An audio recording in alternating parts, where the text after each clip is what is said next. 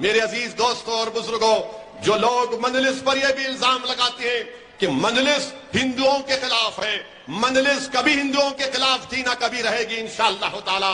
बताओ, असदुद्दीन ओवैसी का एक स्टेटमेंट निकाल कर बताओ कि असदुद्दीन ओवैसी ने किसी मजहब के खिलाफ कोई बात कही है? हाँ, यकीनन मैं एक मुसलमान हूं, मुझे उस पर फख्र है और जब तक जिंदा रहेगा, अल्लाह मुझे जिंदा रहेगा, मैं फख्र करूंगा कि हाँ, मैं भारत की जमहूरियत में मैं एक फख्र से कहूंगा कि मैं मुसलमान हूं।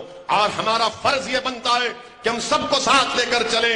लोग इल्जाम मुझ पर लगाते हैं, इल्जाम लगाने वालों, तुम्हारे पास सच्चाई नहीं है। सच्चाई यह है कि हैदराबाद, मेरे हैदराबाद के पार्लियामेंट की कॉन्स्टिट्यूंसी में एक इलाका है लाल दरवाजा, वहां पर एक मशहूर मंदिर है।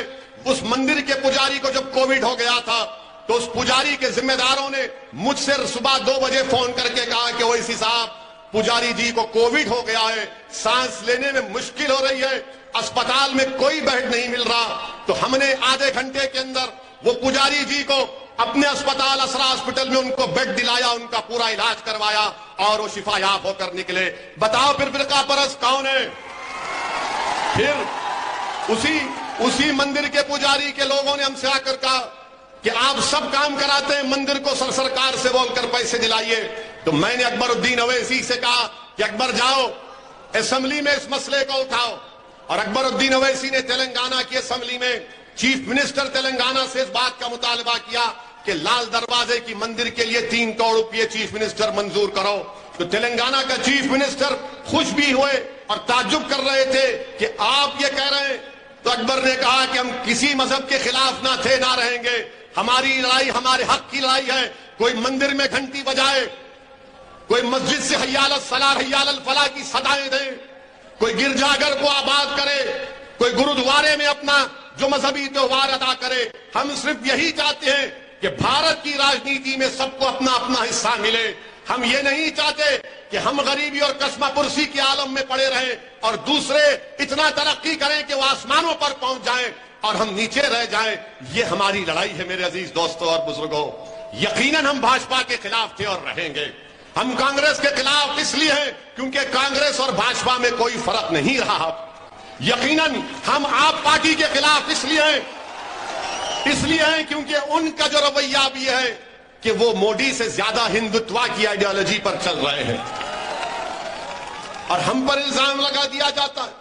कांग्रेस और आप पार्टी कहती है कि ओवैसी बीजेपी का बी टीम है और बीजेपी ये कहती है कि ओवैसी मुल्क के खिलाफ है।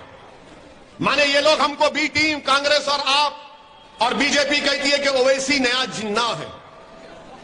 अने जिन्ना किधर है मुझे नहीं मालूम, जिन्ना किधर गया मुझे नहीं मालूम। मैं तो उन लोगों की औलाद हूं जिन्होंने जिन्ना के पैगाम को ठुकराया और भारत को माना।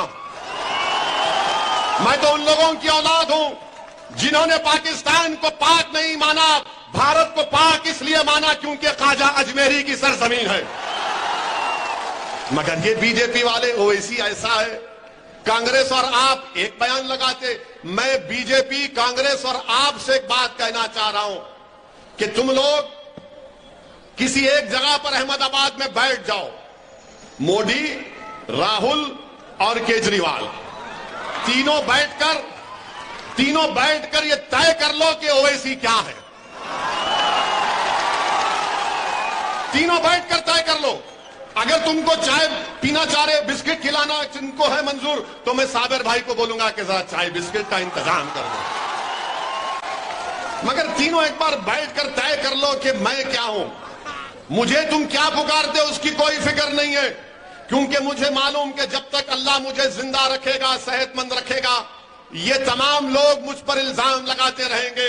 तो मैं इनसे इतना ही कहूंगा कि कोई पत्थर से ना मारे मेरे दीवाने को। मेरे अजीज दोस्तों और बुजुर्गों, ये इनका निशाना आप देखेंगे कि साबिर काबुलीवाला साहब अपने विधानसभा की तरक्की के लिए अहमदाबाद के मेयर से मिलते हैं, इन सबको पेट में दर्द शुरू हो गया। नहीं, साबिर काबुलीवाला मीटिंग किए। अरे दीवाने, जनता के दरमियान मीटिंग कर रहे हैं। साबिर काबुलीवाला तो आम आदमी पार्टी की तरह नहीं कर रहे कि आम आदमी पार्टी कहती है, दिल्ली में क्या कहती है कि लोकसभा तुम्हारा, असेंबली मेरी। मोदी जी, मेरे अजीज दोस्तों और बुजुर्गों, तीसरी बात यह है कि कल बीजेपी की तरफ से यह ऐलान आया कि गुजरात में यूनिफॉर्म सिविल कोड बनाएंगे, यकसा सिविल कोड बनाएंगे। अब आप बताइए, और फिर आज हमारे मीडिया के लोग हमसे मिलने आए, उन्होंने कहा कि नरेंद्र मोदी की कैबिनेट के गुजरात के एक सीनियर मंत्री हैं रूपाला साहब ने कहा कि एक देश में एक कानून रहना। भाजपा वालों, मेरे कान में फूल नहीं है, मैं जानता हूं हकीकत क्या है। बीजेपी कहती है कि एक देश है तो एक कानून होना चाहिए। बीजेपी को यह समझना चाहिए कि आपके पास थम्स अप लोग होंगे, हमारे पास नहीं है।